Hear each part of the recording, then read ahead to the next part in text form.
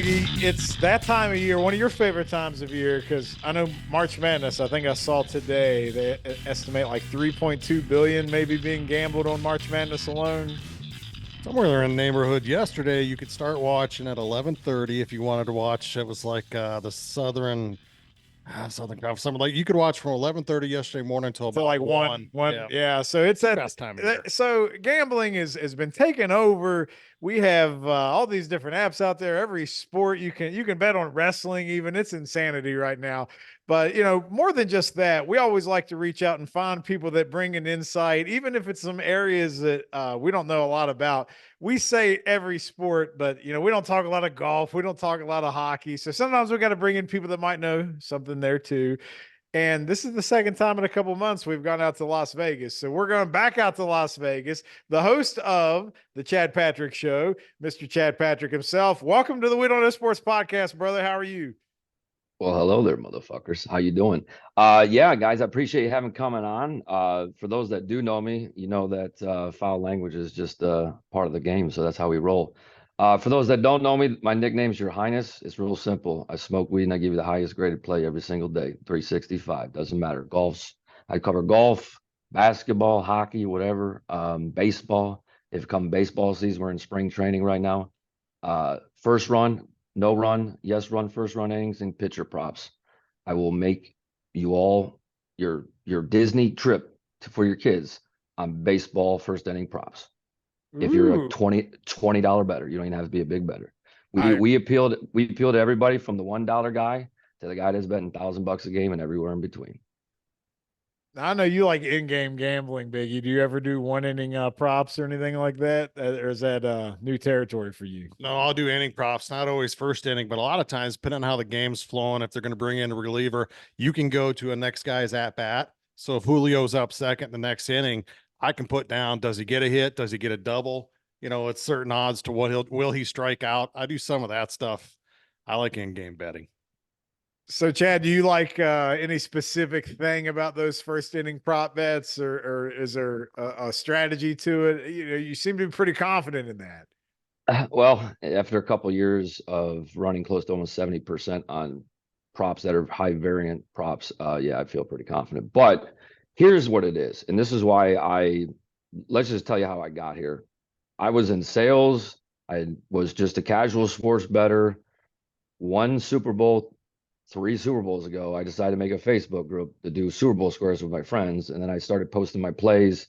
And a few thousand followers later, and everything else. I quit my job back in May, and have been giving this a go full time. And I have no looking back, brother. No looking back. So yeah. That right there is the American dream. You just made Biggie wet. That's just what happened. Cleanup aisle 3. Oh my God. So I know I want to hear a little more about that kind of transition. Like, at what point do you get to where you can say, take this job and shove it? I mean, that's to just go gamble full time or advise gambling full time. You have to get rid of all your expenses. That's the only best thing I can tell you is I have no credit cards. My car's paid off. I have car insurance. I have a dog. I have to pay for food and, here and there. Utilities, cable, basic shit. But yeah, I basically made it all the excess stuff I cut out of my life and said, if I'm going to do this, as long as I got a roof over my head and go broke. Cause hey, back when I was in my 20s living in Detroit, I was up playing 15, 30 poker, trying to make a living doing that when I was in my 20s. I've been in the casino. My first bet was on a Michigan Ohio State game in the 6th grade. Nice. Yeah. Well, did you win it? Is that what got you? Nope, I fucking lost. I fucking lost the thing. And you I'll didn't tell you learn. this will give you a little age on how old I am, but if you can do math. But this was right after Michigan won, not this national championship, but the last one. So the year after, I'm 12 years old. Of course they're going to beat Ohio State. I'm a diehard Michigan fan, by the way, if you didn't know. So yeah, I was taking any action from any Ohio State fan. Now, I was born and raised in Toledo, Ohio. And if you know anything about Toledo, Ohio, flip a coin if you're Ohio State, Michigan fan. It's pretty fitty. So I was essentially, and I don't know, and I didn't realize what I was doing, but I was essentially just taking action on the game as a 6th grader. And so without knowing it, I guess this is my destiny. I don't know. Every time I try to go into work a 9 to 5 or type industry, I end up back playing poker for a living or betting on sports for a living. I don't know. It keeps drawing me back in. And not everybody's meant for that 9 to 5, man. I can promise you that. So I'm thinking you're 36, 37. 37. Yep. Yeah. I was just going off. I was trying to think 97, Yep. 98, somewhere in there. Yeah. Well, Yeah, I think Look at the like big brain on you. so how do you Yeah. feel about next season Michigan football with Harbaugh leaving? Love it. I'm unfazed, and here's what I'll tell you why. New head ball coaches already want to know against the Day Boys down there. By the way, what's going on down there? Nobody's staying. By the way, you bring in the AD from Texas A&M who shit the bed with Jimbo Fisher. Now you're going to bring him to Ohio State, and he's going to blow this load on Bill, who jumped ship over to New England before they start, and now they just lost a running back coach to who? Go blue, baby. Go blue. Up in Ann Arbor. Their running back coaches come to Ann Arbor. Come on, boys. All the winners coming heading north to the border. I love to see them. That team up north. That team up north, baby. Oh, yeah. I love the Ohio State Fuckeyes and all their piece of shit fans. No. Oh man. Hey, drink it in, man. I am not partial. We're just a couple hours from Columbus where we sit. And I've never gone to an Ohio State game because I don't really care for them that much. But I would love to go see if I could go to anything. Ohio State, Michigan would be a bucket list item for sure. I support the blue more than the scarlet and gray. I'll say that. Oh yeah, I hate me some Ohio State. I don't know what it is specifically about why, because it's not like they're a big rival of West Virginia, but they're in the area and their fans. It's they the got their nose fans. near. Oh, Ryan Day's lost to Michigan 3 times in a row. He's got 4 losses. Better fire him. We don't lose to Michigan. We're the best team in the whole fucking world. You're not Alabama. Get out of here. Like Ohio State, I fucking hate Ohio State. Here's my Sorry. take, and from trying to be as more of the numbers side of things, is the closest resemblance to what's going on is what happened when John Carr came in from Arizona State. He came in, he's got the talent, he's got Urban's guys. Guess what? Now all Urban's guys are gone. They can't get a fucking quarterback. They got all the wide receivers and talent. By the way, Marvin Harrison, the junior, will be a Hall of Famer if he stays healthy. He is the best wide receiver to come out of college football since Larry Fitzgerald. Mark my words. Agreed. He made that. Yeah. He was that Brown kid that transferred to Syracuse. He made him look like a stud, and that kid's not good. And you cannot be that big time of a program and be able to throw out this NIL money like they do and not get a big name player. You cannot have some of the best wide receivers in the country and you can't find me a quarterback to throw him the ball. That's on the coaching staff right there. Well, that's the thing too. If you're Ohio State and your quarterback is leaving to go to Syracuse, like what the hell is wrong with you? They ran him out of town. NIL money Syracuse is getting all of a sudden. That can't be right. They ran him out of town. I'm telling you right now, they ran him out of town because of the Michigan game. When in fact they should have been running Ryan Day out of town. I'm telling you right now, he will keep putting up 9-10 win seasons and he will struggle against Michigan. It's whatever it is. We go in these funks and these rivalries. It's we had the war, right? 10-year war. Since then, right, with Bo, we basically go on 10-year spurts where Michigan goes ass kicking for 10 years. Then Ohio State did it for fucking 20 years. Ugh.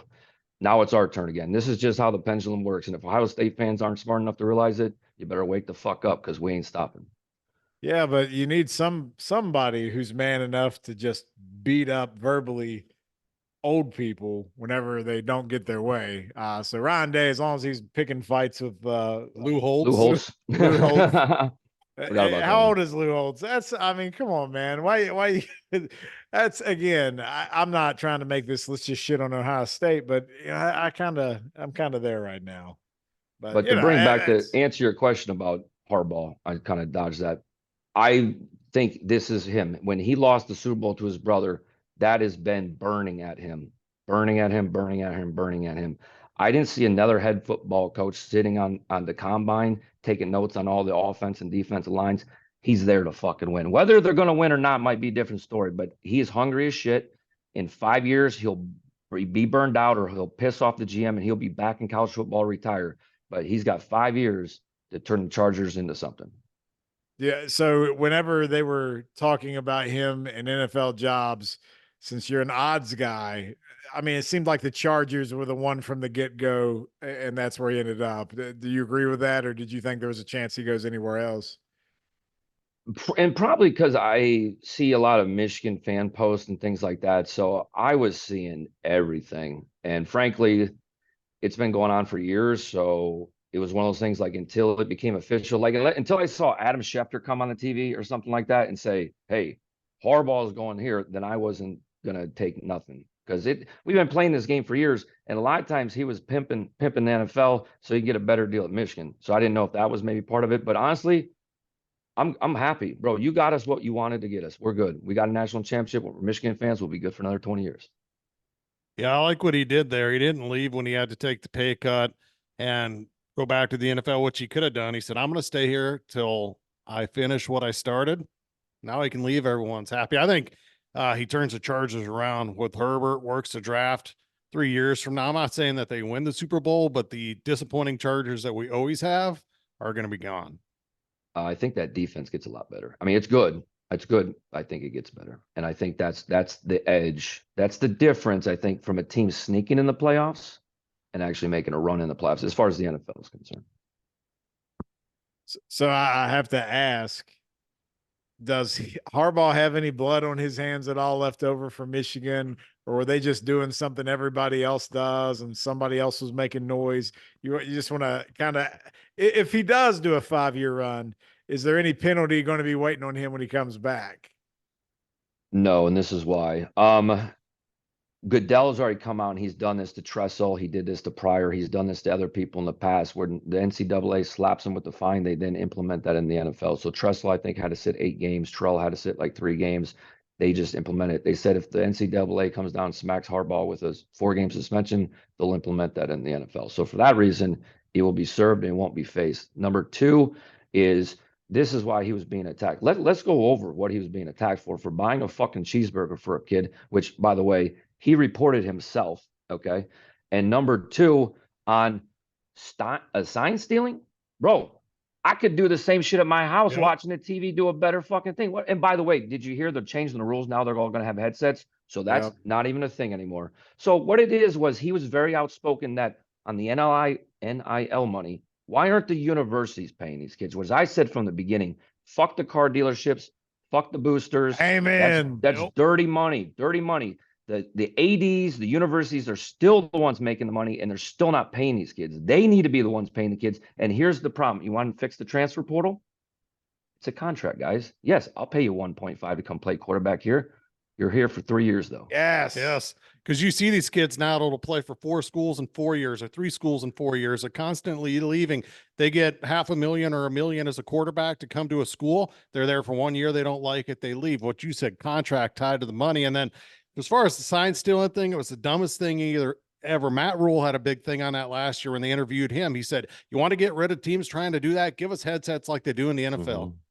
Even that being said, because Michigan was kicking everybody's ass, there had to be a reason for it. There has to be a cause and effect, because they're not the only school that does it. Everybody still signs. It's just like in baseball. Look, people are trying to get an edge, and if you're not creative enough with your signs, and people are going to pick up on nuances, now do they send or maybe look the other way when staffers go to other games? Maybe not. But either way, I think Deion Sanders said it best, right? Like, it's different in football. And this guy played both at the highest levels, right? He says different in football. We could be running a toss sweep, but you still got to line up and stop it. There's still got to be a man on a man and a hat on a hat. So I kind of like that concept with it. So I don't really care about the sign stealing thing. Even like the Patriots, Biggie's a Patriots fan. We can overlook that. So here's the difference, though. Here's the difference on the Patriots. Patriots were showing up to practices and scrimmages and trying to get that way. Michigan was going to actual games. They were showing up to game. Same thing you can do on your couch, right?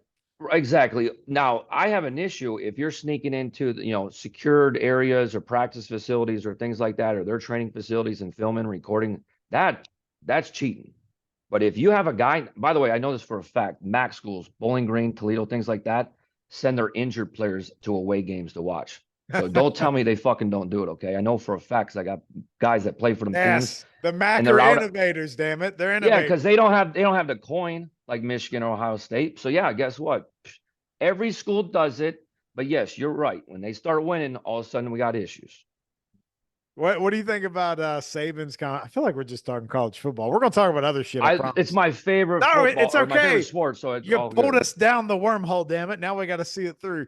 Sorry. Saban has been very vocal since he's retired, and the more and more he speaks, the more and more you can tell it's really NIL, and he's been critical over that. And to what you were saying too about like stopping the transfer portal, we should go back to you got to sit out a year. I mean, No, see, I don't because I coaches can think come and no. go I willy think we need nilly. that. Well, I said it. You guys are going to disagree. Damn it. So let me say why. Yeah. Is Okay. you gotta do something to incentivize a commitment there. If you commit, you got to commit for that whole season. If you transfer, that's fine. You can transfer and you can still do the hardship thing. But no, make them sit out. Now, if your coach leaves or whatever, but like there's got to be, if you're chasing the money and you make a bad decision in NIL, then that's your own fault and you got to deal with it. And then the second thing I just wanted to say is Saban talked about the revenue sharing too. He was like, if it was just coming from Alabama, he wouldn't have a problem with it. But he's saying every kid just comes up to him now and it's just two questions: how much playing time and how much are you paying me? And it's not like the old recruiting style. And look, there might be a little holier than thou thing going on with some of these coaches that have been getting out of the college game here lately. But some of it is they really did like that. I'm going to turn this young boy into a man and I'm going to take him under my wing. And like that's honestly, if you're getting into coaching when you're young and bright eyed, that's probably why you do it. So it changed so much that he just doesn't want anything to do with it now. But anyway, why is the 1 year thing bad? Why? Go Biggie, ahead. you shoot first. Oh, okay. Here's why it's bad. You want to be able to have player movement, right? If we're going to tie money into it, it's to Why do I want to have player movement? It's to what I don't want to have player movement. It's to what the smart Chad was saying earlier. You tie it into a contract. Now, Yep. if I gave you Smart Chad. if I gave you $1 million and you came and it didn't work out, I didn't give it to you. It was a loan that you're now paying back. To what you said, they made a bad decision. Now you're on the hook for a fucking $1 million at the age of They'll 20. never do that, and that's going to be too messy to No, try. I don't like that because guess what? We all were there. And do you think we were all making the best decisions like that? Making millions Hell of dollars when no. 19, 20. So no, stop that. This is what needs to happen, in my opinion. I'm obviously very biased to my own opinions, but contract, yes. If the kid's a walk on and the school's not giving him NIL money, he can come and go as free. What's the deal? The coach can come and go as free. But if I'm giving you money again, the whole dynamic has to change here, right? The university has to regain the power back. And see, I think that's what Nick Saban was really talking about. If we want to get into the roots of what he's talking is, he no longer has the power and control. Now that's a shock and a change for a lot of coaches. And there needs to be an equal balance because the power was here, but now it's swung too much this way. And we need to find somewhere where it's in the middle. And I think what you do is the kids, they're grown men. Education is really what we try to preach, and it's bullshit, but that's what they try to preach. So let them go get a study and get an education wherever the fuck they want. But if that school is going to pay you to come to that school, then you have to have some type of commitment. The buying out thing or something like that doesn't work.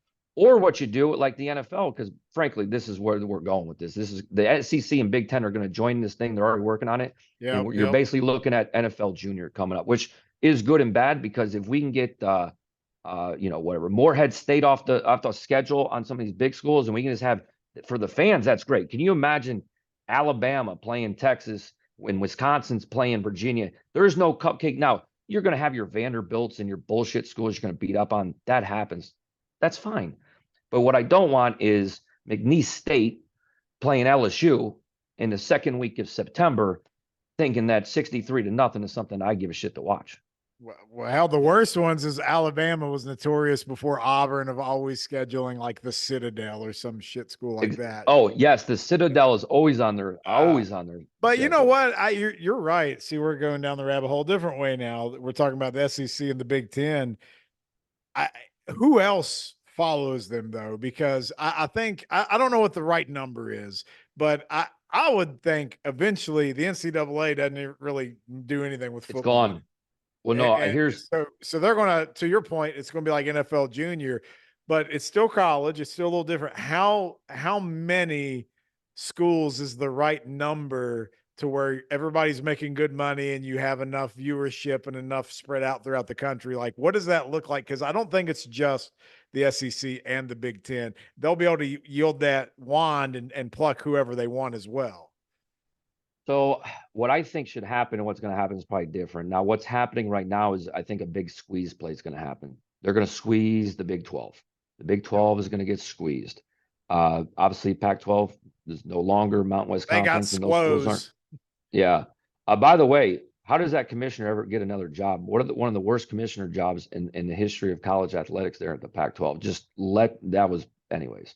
So here's what I think would be ideal. You would have 4 major conferences. Screw all this shit. I don't want UCLA in the Big Ten. I don't want Texas. You know what I mean? Let's make this geographically make sense. Yeah. I don't care what you call the fucking conferences, but we got 4 16-team conferences. Okay. You play whatever it is, 10 games. You're going to play, and it's broken inside. So you got 8 on one side, 8 on never. You play 7 on your own side. Okay. So that's 7 of your games. You're then going to pick up whatever, 1 or 2 on the other side. And then you versus last year's finishing. So let's just say it's East, North, West, whatever. Whoever finished dead last in the East, the next year, they will be paired against the dead last team in each of those other conferences as a number 1. And see, so where you finish in your conference will help. And so you'll play one team each year and it'll rotate, but then you're playing everybody on your side. You take the best team, that's the 4, and then you can do at-larges out of it. Now, what's going to happen, I think, is it's going to be 2. They're going to go into like 20-20 or 22-22, and it's going to be like AFC, NFC, just like the NFL. They'll squeeze the Big 12. They'll pick up those teams, and unfortunately, some of these smaller teams are going to get left out, and they're going to end up in like Mountain West or something like that. See, the first one you went with is what me and Chad have talked about before. It makes too much sense. That's I know. what we'd also like to see. But the second one is where it's going. But I think it's going to end up being 24 and 24. And then some teams that get squeezed out of the Big 12 and the ACC. And then like the ACC does kind of like the Big East back in the day. They were only basketball, added football. Now they're back to only basketball. The ACC might still exist, but only as a basketball conference. Or regardless what they call the Big 10 and the SEC. Yeah. ACC, in my mind, the Big 12 could disappear completely. The ACC will not, for the points you just made there. Yes, if anything, it'll become the Big East because there's too many blue bloods. But what about all this shit with Florida State, man? I mean, I could see that being a catalyst.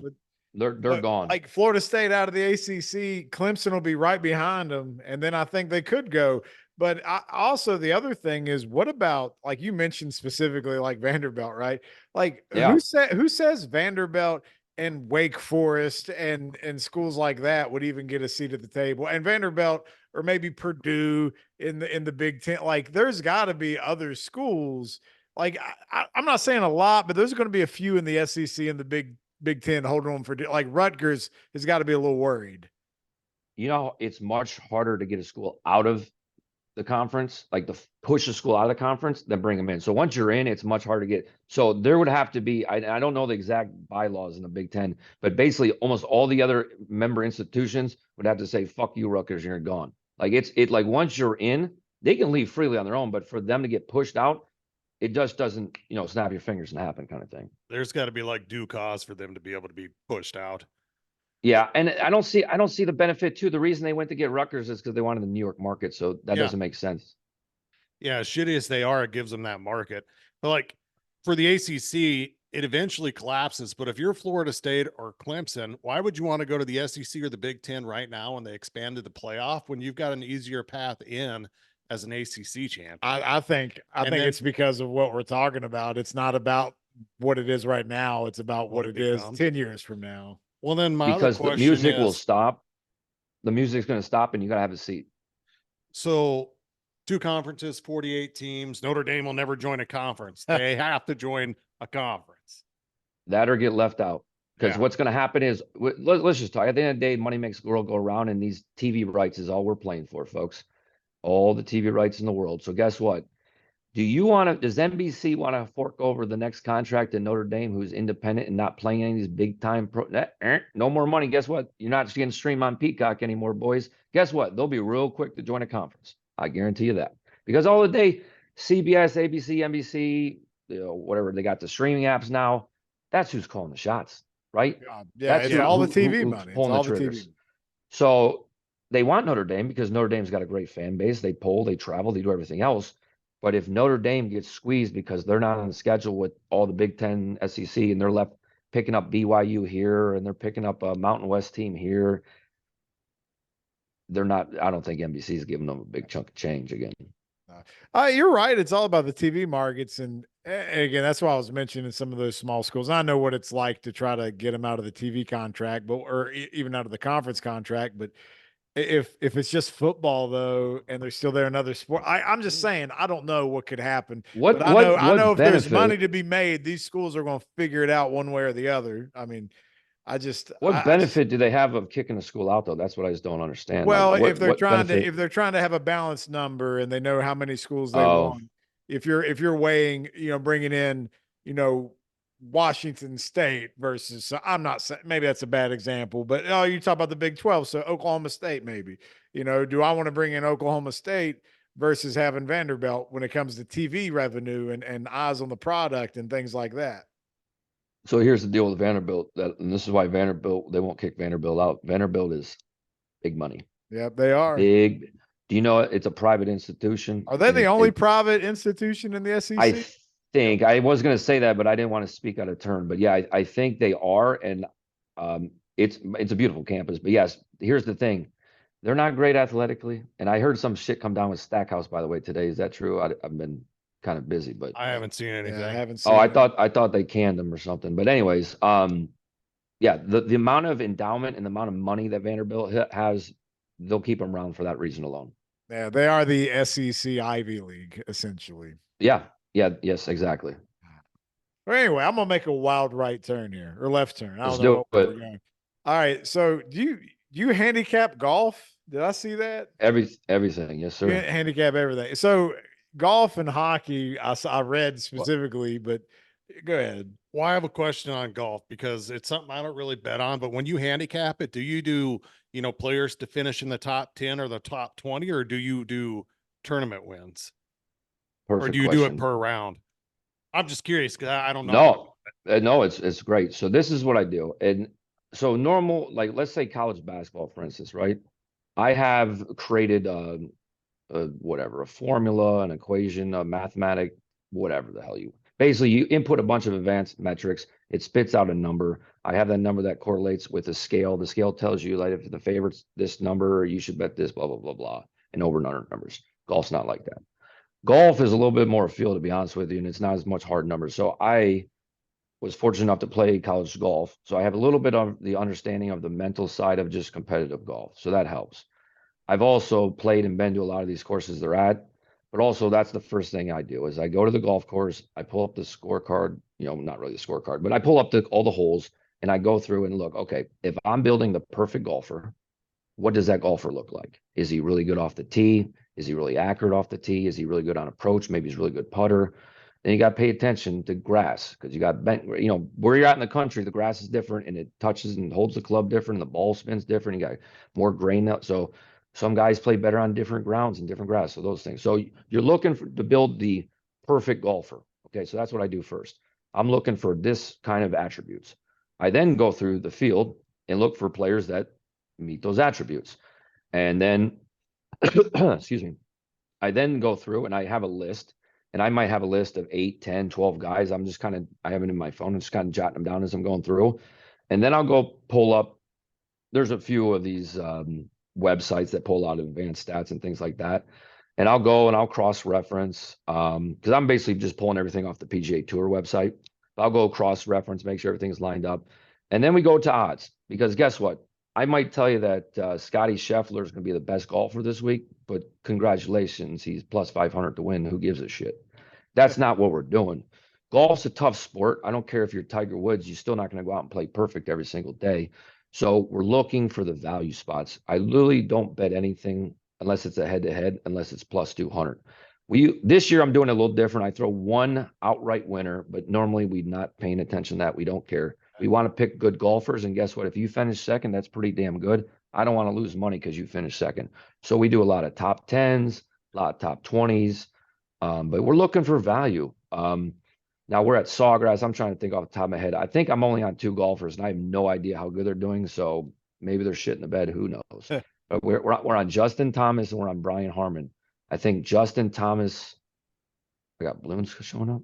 Anyways, I got Justin Thomas. And balloons just showed up on my screen. I don't know what happened. Anyways, Justin Thomas, I think we had him top 10, and I think Brian Harmon top 20. I'll have to go back and check, but I think those are the only 2 golf bets I have. I have no idea how they're doing right now, but they fit what I was looking for. Plus, this course is easy because some of these guys have so much course history here. Some guys just play this course better than others. But yeah, it's golf though, so there's no set thing. I'm trying to think off the top of my head. My season starts for golf. Waste management just works out. I live in Phoenix, so I go to the tournament. That kind of starts my Were thing. you at the waste management this year? I was. So Ooh. I do it smart. I do it smart. I go on the practice round days, and I sit on the 16th hole. So I get one of the hospitality suites, but I go on the practice round days. Okay. It's a little more tame. But I've been on Saturdays, and it's a shit show. It is a complete shit show. There is, if you've never been to the course, there's quite a few hills like coming off the back of greens and things like that. And what happens is people start trampling down the grass and it gets slick. And you got all these little Scottsdale ladies in their short skirts and high heels trying to walk down these hills. There they go. I've seen more girls' panties flying up this way, left way, skirts going this way. Guys, a lot of the ASU fraternities bring out guys and they make them do stupid like fraternity bullshit and stuff. Here's what it is. It's a fucking frat party that they play golf at. That's what it is. Yeah, I got a buddy that lives in Chandler, and he likes waste management. And he said his last year, he sent me a couple videos. He's like, these fucking guys are out of control. Yeah. Well, and so I blame social media a little bit here because now you're starting to get more of these people that go just to go be on film and film it and and again, most people there don't give 2 shits about golf. It's a social event, it's a networking event, it's a lot of corporate people. Here's the one thing. I've been to a lot of professional golf tournaments as a spectator in my life. And usually when you have like Saturday, Sunday, especially the lead groups, it's real hard to get up next to the ropes or get a close, especially let's say Scotty Scheffler and Rory are coming down Sunday, good luck trying to get on close to the ropes or even getting anywhere near them because massive people are going to be following them. Not at the waste management. You can go out to the 4th hole and go shake their hand. The 5th hole. 80% of the fans are all clustered on a 4 to 5 hole range. You can go out in the back part of the course and walk the ropes. That's why I like practice rounds too, because you can walk there and bullshit. They'll talk to you, bullshit with them. And sometimes I met a guy 2 years ago. He's now on the tour, Ben Silverman. I just happened to be out there on a practice round and he was by himself. We started chatting him up. He was on a Corn Ferry. He got a sponsors exempt. He's now in. I like him because he's in his 30s. He's just now making it to tour. So he's one of those guys that never gave up on his dream, kept just kind of grinding out on the mini tours, got a few sponsors exemptions here and there, and just trying to make a fucking living. And it's a grind and stuff. So for him to finally get a tour card and to be more on the schedule and making some money is really cool to see. That's the grind. I feel like I just gotta say, I feel like Happy Gilmore started the waste management open trend. That's what it looks like to me whenever I watch. Well, I mean, yes. So if you go back and there's old film, I want to say it's like late 90s, maybe early 2000s with Tiger Woods out there on the 16th hole. And there's just people around. There's no stands. Now it's an arena. I mean, we're talking 3 stories. I mean, it's turned into like one of their real big events. Like it's huge for the PGA now. Well, and here's the other thing. Concerts. I mean, they had a Post Malone concert on Wednesday. They had like Dierks Bentley, and I mean, they've had Nelly. I mean, they've had a lot of big name acts come in too. So that's what I'm saying. It's more than just a golf tournament. It's a festival with a golf game going on. Yeah, it is. Game. But if you ever get the chance to go to 16, it's an environment unlike no other. People are getting booed, yelled at. What I don't like, and this is one thing I don't like, is and I think this is where some players got pissed off this year, is at the end of the day, these guys are out here trying to make a living. Just be respectful to not fuck with them when they're in the middle of trying to take a shot, right? Yeah. The guys over the thing in the middle of the swing, they were doing that a little bit this year, and I think that's why some players got pissed off. That's where the line is drawn. But once the ball's hit, yell, say, do whatever the fuck you want. I don't care. You just hit us with a little Jim Nance there. The environment's like none other. Oh, like I was listening to the Masters. All right, I got a question for you. You still got about another 20 minutes for us? I got a half an hour if you want it. Awesome. All right. So I was trying to look there. Justin Thomas 100, Brian Harmon even. I was like, man, I was like, so they're all right. One round in, they're kind of middle of the pack. But I was trying to look for you guys here was where I'm at as far as each sport by sport here. So I hate going back and doing it. So I have a CPA that we brought on that handles all of my record keeping. So if you see any of my videos, I usually never have any idea what my records are because I just bet. My rule is, and we have a meme I made.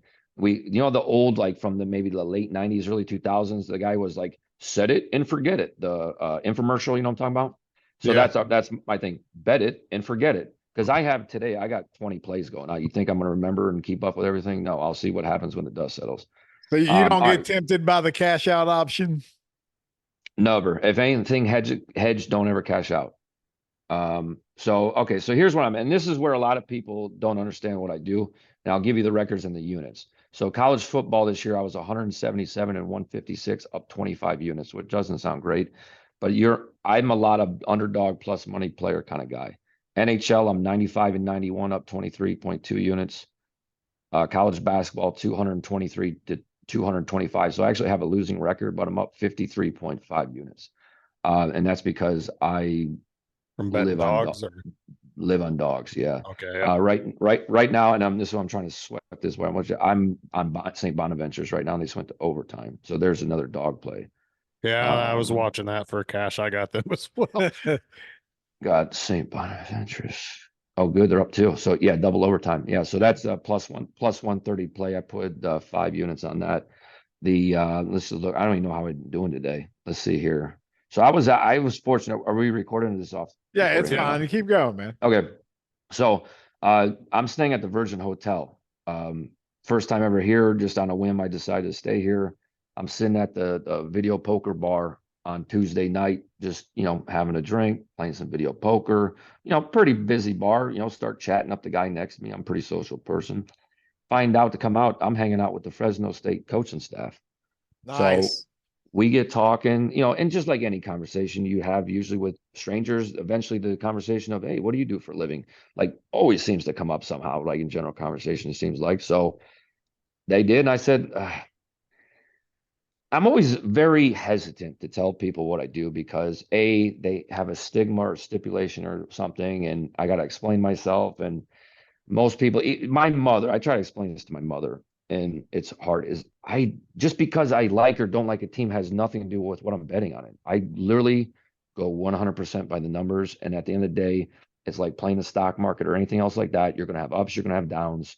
But I think, and this is what I was trying to look at for you guys, where we're at. So I set a goal. So I charge $25 a month, and everybody makes fun of me because it's nothing, but I do it for a reason, because I want the guy that bets $1 on the game, and I want the guy that bets $1,000 on the game to both be profitable. At the end of the day, if they're on the same play, it doesn't matter how much you're wagering, right? You're either winning or you're losing. So the goal we have for 2024 for our community is 300 units. We're currently at 115. So we're just halfway into March, and we're almost halfway there. Let's see. I put out 2 free. Well, not every day. I put out. So every day I put out your highness video, which is literally a video of me smoking weed and giving you my highest graded player, best graded play every day. I'll subscribe to that. That's 38 and 35 coming in today, up 17.3 units. If I remember correctly, we're on an over. New York Rangers, Tampa Bay Lightning, over 6.5 at plus 110. I think most places have it at 6, which is fine. But guess what? You got to get to 7 either way to win. Buy the hook, get the plus money, and go. Let me see what else we got on here. College basketball. While you're looking, I mean, we picked every NFL game this year against the spread. We've done that for a few years in a row. And one of the guys that's not with us this evening, I think he finished 14th, number 14 in the country, like of any sports prognosticator. Oh, nice. People that work for like Bleacher Report or ESPN, and all those people were on there. For some reason, Maurice Jones-Drew became a target. But anyway, the reality is, though, like, what was he, like 18 games over 500? Like it wasn't anything crazy. But I mean, you're talking about like a record of like 150 and 130 or something like that. And like that's putting you in the top tier of anybody. So like when you're giving your win-loss records here, we're not even taking into account, like you said, betting the dogs and how much they pay out. We weren't even betting specific amounts on the games, just picking them no matter what. And it's still hard just to have a winning record of that stuff, let alone make money doing it. Cause you gotta know where to put the money. So because when you're in this industry, it's kind of there's first of all, this is what I hate, and I know I don't like to go around and tell people I'm a handicapper because they have these things and they're like, oh, it's like a used car salesman, blah blah. I feel like I that's don't. got to be getting better though. I don't. Well, here's the thing. This is, and I try to explain it to a buddy the other day. There's a million guys on every social media thing that's going to sell you a package or sell you this or sell you that, and 8 out of 10 is bullshit. Maybe even 9 out of 10, but let's give them benefit of doubt. 8 out of 10. And I have a buddy, very respected, very well-known handicapper here in Vegas.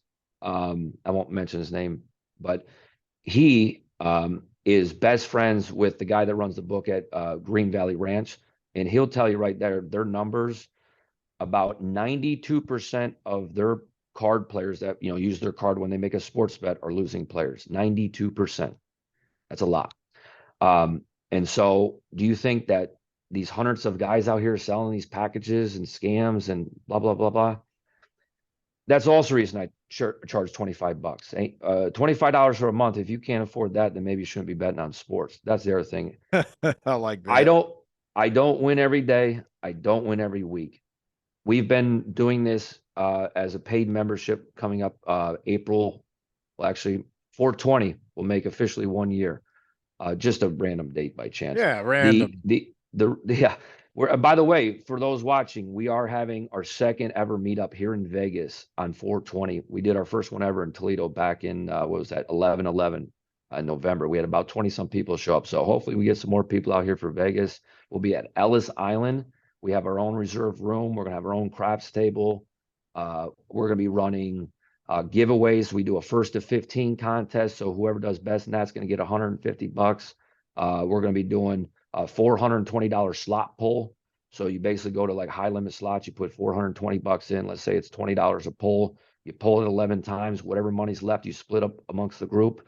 So we're gonna be doing a lot of fun giveaways. My whole reason is if this isn't fun, why the fuck are we doing it? So we can sit in our rooms, we can sit in our computers, and we can bet on this stuff. And I realize it can be a very lonely thing. But when you make a community about this and you're talking, and it's a chat, it's a lively chat, and it's not for everyone. I get that because some people hate, right now when I get done with this show, I'll have 80 notifications. Some people hate that, whatever. But we have not just me, I have 3 or 4 other professionals in there and some other guys, I wouldn't call them professionals, but are very sharp individuals. And you can ask them questions. It doesn't matter. I go through like college basketball today, and I'll go through and I'll grade every single college basketball game, and I'll put that information out. Now, am I betting every college? Fuck no, not even close. I think I'm on 6 games today or something. So go ahead. I got 2 things I want to run by. We have a friend. I have to tell him about this since he's talking college basketball. We had a friend that lives in Indiana, and You can't use the yeah, FanDuel app in you Indiana. can't gamble there, but he was back here visiting West Virginia, which we're degenerate gamblers like the best of them. So he breaks it out, and he just randomly throws a 25 leg college basketball parlay, and throws $100 on it. And I mean, there's no way there was that much research into this. I didn't even know who the San Diego Tritons were, but he was betting on them. San Diego. Yeah, they're blue, white and blue. They're in the Big West Conference, I believe.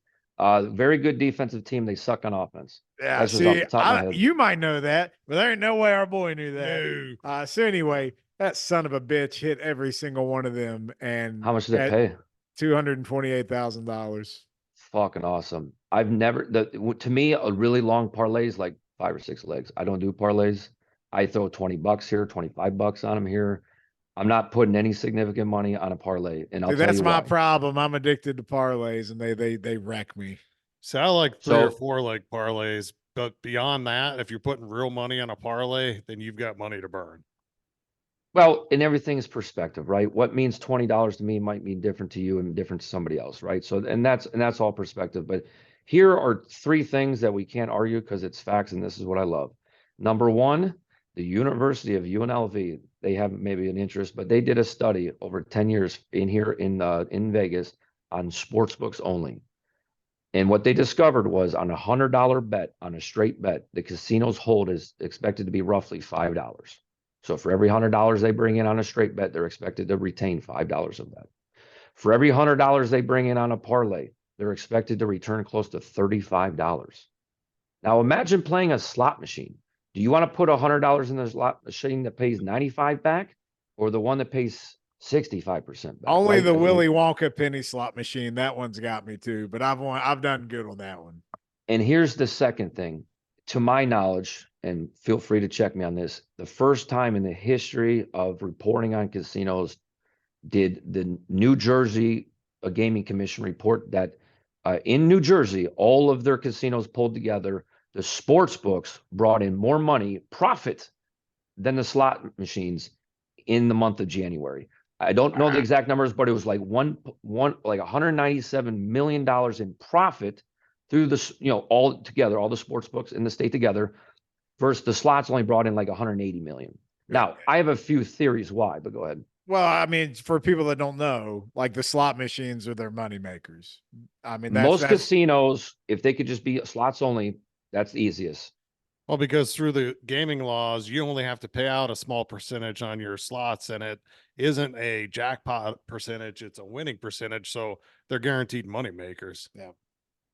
Yeah, well, and the thing is that now they're all computers, so you just put the computer system say that, hey, basically, and it's so, and I'm not super into that, but I know the basics, which is most of them are just big computer chipboards, and it's all just numbers just flashing, and when you hit the button, it stops those numbers, and whatever that combination is. So it's all just timing. If you would have pressed it a split second later or sooner, it would have been a different combination. You would have a completely different result. That's what's been explained to me, is understanding of how these new slot machines work. But what you're saying is for sports books to rein more money in than what the slot machines are doing because I've they're never heard of profit. it. Yeah, that's what I was Never heard of getting it. Yeah. And the fact is, and this is the crazy part. So, and again, I don't know if my numbers are exact, but it was something like $197 million in profit on Sportsbook. If you broke that down, where did that money come from? Where did they get that from? It was like 82% out of parlays and in-game plays. 82% of that money was all like. All right, so I They just don't. need to just tell me I'm a dumbass and I'll stop doing parlays. I thought I was doing good by not doing the ones they always recommend. I know that was a trap. Like if the sports book's telling you bet on these special parlays we got, they're probably guaranteed to not win. Well, it's like if you go down to the corner and it's Chad's hotspot, he's got 3 slot machines because they're guaranteed money. People sit and drink. Sportsbook's different. It's like he's saying, you make a single bet on the Super Bowl on a team, you got a lot better chance than. I love parlays, 3 or 4 leg. I feel good. Maybe an in-game parlay or a prop something. But to what we were saying earlier with our buddy hitting that parlay, I've never heard of anyone who's willing to throw $100 on a 25 leg parlay, like much less hit I it. don't. So I don't know if I've ever seen a 25. So we have guys. So in our community, we have guys, and there's a guy. Won't mention his name, but every day he takes $10, which is essentially what he would spend on lottery tickets, or that's his thought process. And on FanDuel or DraftKings, and he throw a 10, 12, 13 leg, and that's his lottery ticket for the day. Now that's $10. He's betting 50, 60, $100 a game. $10 a day. He wins one bet, he already made up his loss. Not a big deal. That's fine. But I know too many people, that's all they do. They don't straight bet anything. I don't know if it's just because the betting 100 to win $95 just doesn't get them excited, or what it is. They want that plus 300 or whatever. It's the But get rich quick thing. That's the problem. Everybody wants the low hanging fruit that's not really there. and then this is the other problem that everybody runs into, at least that I see, and this is what I always have to coach to, which is almost everybody I know bets more than what they should be relative to the money they have that are willing to lose. I find too many players that, and I'll just use very easy numbers. Let's say they have $1,000 they're willing to lose in sports gambling this week. Okay. What do you think their unit size should be? I'll defer to you on that one, Biggie. I don't have any idea. Well, I mean, if they get $1,000 they're willing to lose. So yeah, so it's Monday. I got $1,000. I put it in DraftKings. If I burn through this $1,000 this week, I'm done till next Monday. But I'm going to use this 1,000 throughout the week, however I need to do it. What should be my 1 unit size? You should be looking to get like a 3-to-1 return on your money for the week. No. I'm saying is okay. So I have $1,000 to bet. What should be my bet size? Like, what's my normal? Like, what's my 1 unit All right, bet my size? rule of thumb is I always only go with half of whatever I have in my account, no matter what. So if I lose that half, then I'm only betting on the next half that I have left. So that's what I've always done, and it's done me pretty good. But if you're doing, I like to do quarters. What, 70% of that maybe? I don't know. What's the right number? So if you have $1,000 you're willing to gamble with, your unit should be $10. Which means if you like a play a little bit, you throw 10, 20 on it. If you like a play a lot, you're going to throw 40 or 50 on it. That seems crazy. That seems crazy, but guess what? So you're saying they should be going to smaller bets, even with that amount, just spread it out more for more opportunity. But also, you saw my numbers. I'm a high volume guy. You have $1,000. I put out 20 plays today. Well, $200 a play or $20 a play, that's 400. There's half your bankroll right there. And I agree with you 100%. You always got to have money for tomorrow. You can never be all in. Never. But that's where it is. People, they get some winning. They get, they bought in for 1,000. They had a great week. They got 2,500. And now they went from betting 40 and $50 a game to the next week. They're betting $250 a game, and they have a bad week and they're broken. They don't know what the fuck happened. They only had 2 or 3 losing days. I see it all the time. Well, the 2 things I try to stick to, because I like to wager, are where I'm at for max bet will stay the same regardless of how much I have in my account. And then I try to make sure I don't chase a bad beat. Oh, I'm going to go back. I'm going to get that money back. I had that money. No, I never had. Yeah. The next one, I'm going to get this back. And then you double down when you don't need to. Well, that goes back to my meme. Bet it and forget it, guys. Here's the deal. You got to stop looking at it is today. This is a whole year that we're doing 365 days. 1 day's results mean nothing in the big picture. I think that's my problem. I'm getting a lot of good tips out of this because I'm probably an emotional gambler a little bit, and I need to probably not be that. That's what I'm hearing here is I need to just. Can I interject 1 second? Does anybody know the score in the St. Bonaventure game? Otherwise, let's check. I can get a live update because I'm over here sweating my ass off, and I don't know. Biggie's got the. I can pull up the app. He's got his bet slip. He can probably just look at 75. Oh, 74. it's 75. 4 is 9 seconds left, motherfucker. Let me throw this game on real quick, guys. Sorry. I got 3 seconds left. Uh-oh. That's what that says, right? That's because he's in. St. Bonnie's up 75, 74. Looks like 3 seconds left. I don't know who's got the ball. Oh, I dropped my phone. I mean, what would a podcast about gambling be if we didn't stop to observe?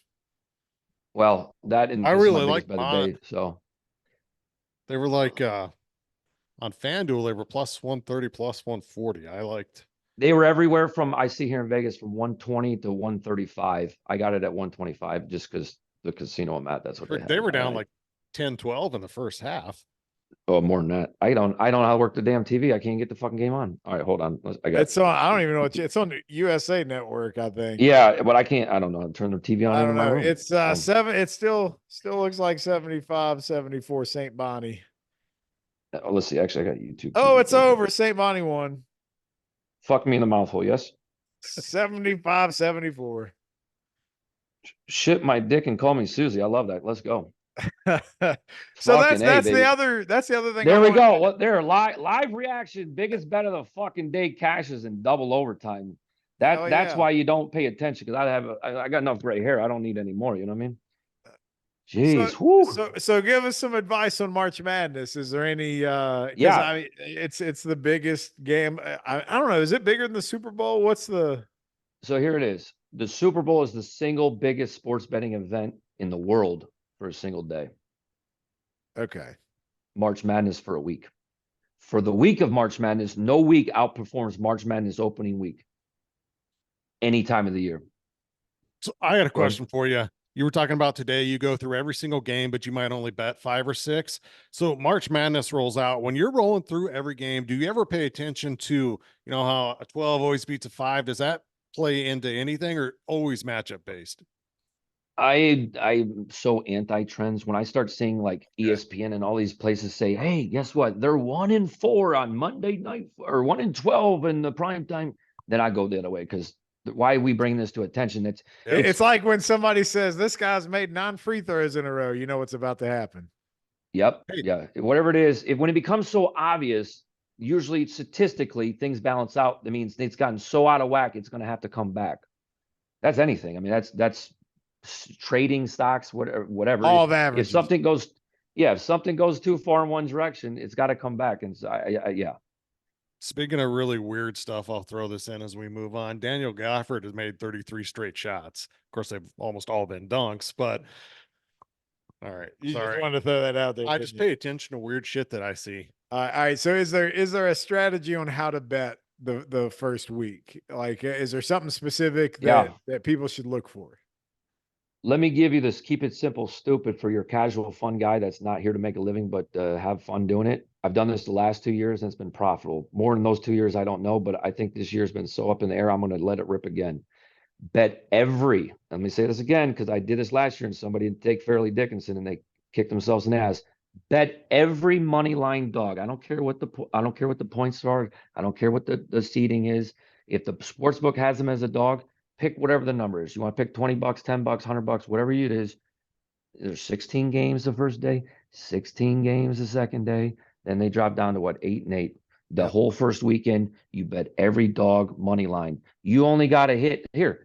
Fairleigh Dickinson would have made you all your money back on the one play. They were plus like 2,500 or something stupid. Right. So think about that. If you were just at $10, do math real simple. A $10 bet would have won you $250, but you have only risked 160 on the whole day. By the way, other dogs won too. Yeah. You only need one.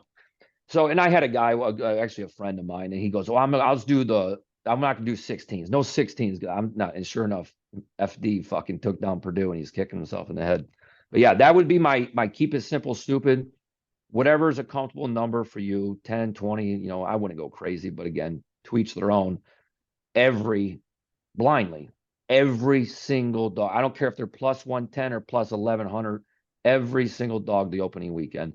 For the last 2 years, it's been profitable. This seems very simple to me. You're right. Keep it simple, but I'm embarrassed. I never thought of it in that way. But you're right. All you Here's need is a why. couple Cinderellas to balance out, even if you got a bad win-loss overall record. Well, no, naturally, more favorites should win. That's why the lane. But here's the deal: most average guys, and this is what you get on the Super Bowl. Super Bowl is the only sporting event, and I know where the sharp money has no control of the lines. The public money moves it. Usually, every other sport, the sharp money's moving lines. The public's falling behind. March Madness, we get a little bit of this as well. You get a lot of fucking Johnny come lately come in, one thing, and fucking UConn's really good. Of course they can cover 12 and a half. They don't know nothing about this mid-major school out of the Southland Conference that I've been betting on all year that Yep. really That's plays got great 7 defense. seniors and Yep. Yeah, well, that's the other thing. So, we talked about the transfer portal earlier, is that was always the backbone on these smaller schools, right? Is okay, the one and done thing, we're not going to compete with the Kentucky. John Calipari is going to turn and burn kids left and right. That's fine. But what we're going to do is we're going to bring kids in, we're going to develop them. Like, okay, I was at the Mountain West game, right? Fresno State, God bless their soul, took them sons of bitches to overtime. And that's a hell of a game because they should got ran out of the fucking building. But I'll tell you right now, you look at that roster, they got 2 freshmen. Everybody else is juniors and seniors. Now they're a shit team. They lost 20 fucking games this year, but they beat Wyoming yesterday, played out of their ass, and they came out like hotcakes today. You look for those teams in the tournament. You want guys. Here's another one you want to look for. Michigan, years ago, when they actually had a good basketball team, they would have these kids come in from these Ivy League or small schools, point guards, right? 5th-year senior, run the point. Who else than a 23-year-old kid that run the point? I would love that. Keep me away from freshman point guards, if possible. I love a good big man. Off the top, I don't. Here are the teams that I'm kind of thinking I'm going to be loving on. I love me some UConn. I think it's really hard to repeat. I love me some BYU. And BYU, people sleep on BYU, and I'll tell you why. Every kid in that starting lineup shoots the 3 well. Here's a number that will blow you out. I'll ask you the question. I'll let you guess, and I'll give you the answer. So, who is the number 1 team in the country for attempts percentage. So of all their attempts, they take the highest attempt percentage from 3. Who is that team? And it's a power school. It's a big school. It's not a small school. Oh, well, it's not BYU. Is it?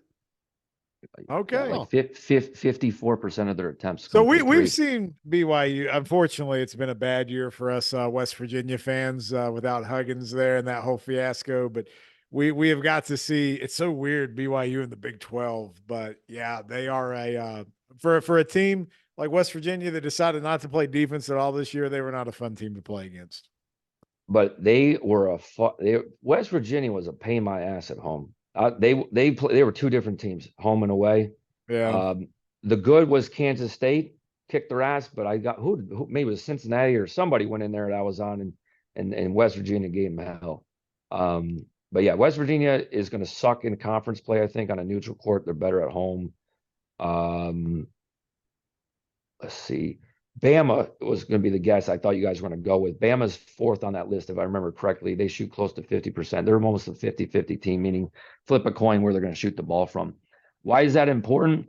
Because if you have a 3-point shooting team, what does that lead to? Well, you're going to have a lot of misses, more than just layups and long rebounds. So now you got to look at rebounding too, right? Here's what I love about Utah. Or not Utah, sorry. BYU, which happens to be in Utah, I guess. But BYU they got a lot of tall guys. They all shoot the 3, which means if somebody gets cold, somebody's going to step up. And they all play really good fundamental box out type rebounding. Any team that shoots the 3 well can beat any team. Teams like Alabama can beat any team any day if they get hot from 3. BYU is another one. Just trying to think off the top of my head. Actually, my alma mater is number 2 on the list for attempts. University of North Florida, like 52%, I believe, or something like that, of their attempts come from 3. But there's a team that don't play no defense. So if they're shooting hot, they'll win. If not, they're not. Is BYU just been a 3 school since Jimmer Fredette? Did he break the mold there? Remember that freaking clown? Yeah. He was chucking up from half. Is he? To go off on a quick tangent real quick. Better college shooter for net guy or JJ Redick? College shooter. You say Kyle guy? It's an opinion. I have an opinion. Yeah, JJ Redick for Duke. I just remember Redick like you were fear to him. Like who'd you say again? JJ Redick or the now his brain farted it. The kid you just mentioned for BYU. Jimmer. In college, I like Jimmer better because I felt like he had unlimited range. But I felt like he had unlimited control. Like they didn't give him any guidance. They just said go out there and chuck it. Just that was it. At least Redick had to do it in the course of another offense with players that actually. Well, he had guys that actually could play. Where Fournette was the team where JJ had to find a role. But what was impressive for me, at least, and I don't know, but I think he had the record, at least at Duke, for highest free throw percentage make or something along those lines. Yeah, he was automatic from the line. You know what's funny is you talk about just how important shooting is when it comes to things like the tournament. 10 years ago, the narrative is, well, if they're not shooting well, they're not going to win, you know. And now it's like you need to be a team that shoots well. It's like that game has changed so much where you value that, where it used to be more like a gimmick almost. It's like, yeah, they can shoot well, but when it comes down to crunch time, are they going to make the tough shots? But now, yeah, you take the guys that just fire it, or the ones that run up and down the court like crazy. Those are the styles I always look for. I got 3 teams, and I just kind of wonder what your opinion is on them as far as, you know, Elite 8, you know, Final Four type teams. Houston. So this is gonna be tough because I don't know what the brackets look like. So that's gonna be a big thing. But just in a just kind of generality of All right, go ahead. Houston is a question mark for me, but go ahead. Houston, Auburn, Purdue. I know Purdue already is they don't ever make it that far. They're top 5 every year. It don't matter. And they won't make it out of the first weekend. Fade Purdue. Yeah. I know a lot of people think Purdue are going to win it all this year. Until I see it, I'm not going to believe it. Okay. If they can win the Big Ten tournament, then maybe I think, maybe they might. But I Are still they wouldn't going to lose in believe the it. first round? No, they're not going to lose in the first round this year. That ain't going to happen again. But get bounced in the first weekend or second weekend, yeah. I do not. Here, I'll stick my neck out. I do not have Purdue making the Final Four. Okay. All right. I'll I wouldn't just be say it there. surprised to see him lose first weekend. The reason I ask about Auburn is I saw this stat leading into their last like 2 games of the season. They had 22 wins, and every time they won by 10 or more points. So it's like when they play well, they're really good. Bruce Pearl's had them, what, 3-4 years ago they played Virginia in the national title. So, Oh I mean, yeah, I forgot all about that. they're a team that isn't up there when I think of like UConn, some of the other teams we talked about, But but they've when been they play good. well, they play well. They're one of my kind of sneaky plays. I like them a Okay. lot because they struggled this year on a lot of home road splits. Well, guess what? We're on neutral courts, folks. Yep. So that's where I think a lot of people miss here. And I'll be honest, I handicap better neutral courts because then we don't have to factor in a lot of. Here's the thing. This is the way I look, and I was going to get this in baseball, but the reason I only do first innings in baseball is because it's the least amount of variables. I want the least amount of moving pieces. So again, when you start factoring home crowds, we got to go into, Morgantown to play West Virginia, or you got to go into Austin to play Texas or whatever. That's different than heading out to San Diego to play, it's different. Or these pre-tournaments, preseason tournaments, right? That's a different mindset. So I tend to do better because then it's more pure, right? We're not factoring home and away in there. Right. Like That Auburn, little tangible is not part of it. yeah, give me the less moving pieces, the less volatility that I can, have, the better.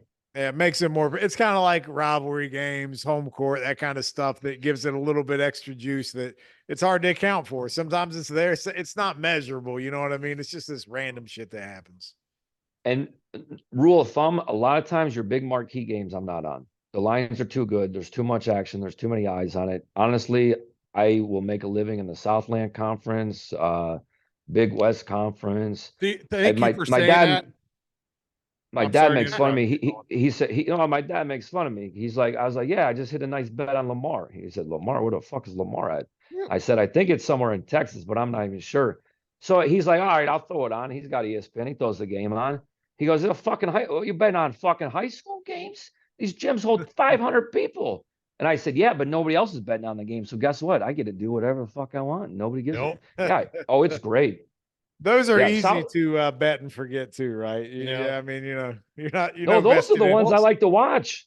I'm one of only five people in the world probably watching Lamar, McNeese State go at it on a Tuesday afternoon, But hey, Man, I'm we locked used in. we used to get Bob Picozzi. He used to work for ESPN. He'd come on our show a Yeah. couple times for March Madness, and he always would cover like the MEAC and all those small Northeast conferences. And Yes. that was his thing. He was like, "There's no endorsement deals waiting on these guys. There's no pro game waiting on these guys. They're just these kids out there balling out, and it was magical. Like Vermont and the schools like that. But Well, that's what you got to tell the kids from Fresno State today. And I think that's what the coaching says, guys, especially your seniors. This is your last time playing organized basketball, right? These kids ain't going pro. I mean, they maybe one can go European or something like that. But, and that's their thing is, look, we've spent 6 months in the gym busting our fucking asses. I just need you to give me, and they did. And I give them credit because they should have got blown out by fucking Utah State. If you're in the gym, I was there I get there. I like to get there an hour before and watch the warm-ups because then you get a feel for body language. You get to see, are these kids in it? And always with the college kids, more than the pros, be careful of the morning games. oh yeah. Do you like waking up at 6 o'clock in the morning when you're 18? I do it now because I'm old, but when I was a kid, I was sleeping at noon if you let me. I love that that's where you like making money at, because I like to bet some Summit Leagues, some MAC. The Horizon's more well known, but Southern Conference and Missouri Valley. and they'll give me, Horizon League. do you know any of the players? I'm like, well, I can watch the game because I get every channel. I like the lines better on these games, and I feel like I can bet them more true home and road. I'm glad that someone who is a professional and does this for a living. Thank you. Don't give a Well, shit and I anymore. see my school is an Atlantic Sun conference, so I'm used to. We didn't have North Florida doesn't have a football team. Basketball is all we had. So Jacksonville, the Dolphins, little private school motherfuckers. Those were our rivalries. Hitting with the Ospreys, the swoop. But yeah, Yeah, but so Stenson and Florida Gulf Coast and all those schools, I'm used to those schools because I'm familiar. They were in our conference, Campbell, things like that.